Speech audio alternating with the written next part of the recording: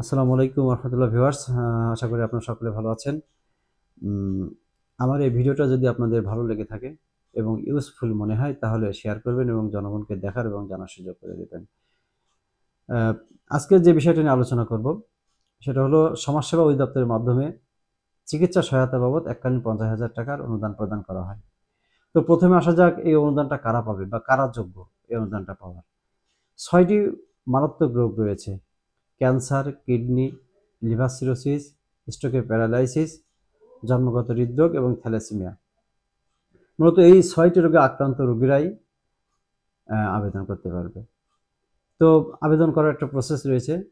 এই আবেদনটি সম্পূর্ণ অনলাইন ভিত্তিক আবেদন। অনলাইনে আবেদন করতে হবে। আবেদন করার ঠিকানা হলো services.msw.gov.bd।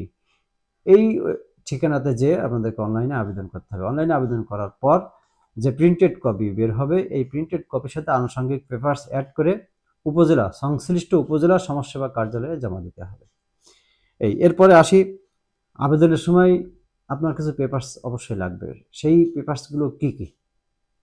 প্রথমত, রোগীর এনআইডি কার্ডের কপি এবং 1 কপি ছবি, নমিনির এনআইডি কার্ডের কপি এবং 1 কপি ছবি, একটি ভ্যালিড মোবাইল নাম্বার থাকা লাগবে, আর ব্যাংক অ্যাকাউন্ট এর তথ্য থাকা লাগবে।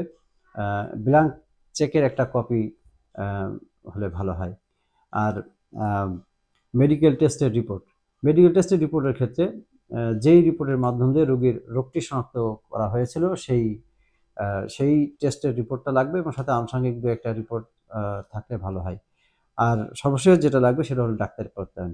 এই ডাক্তারের প্রত্যয়ন বলতে আপনাদেরকে যে ঠিকানাটার কথা আমি বলেছি, services.msw.gov.bd, এই ওয়েবসাইটে আপনারা যে ম্যানুয়ালি আবেদনের ফর্ম পাবেন সেটা ডাউনলোড করে নেবেন। সেই ফর্মটা হচ্ছে 6 পেজের একটি ফর্ম।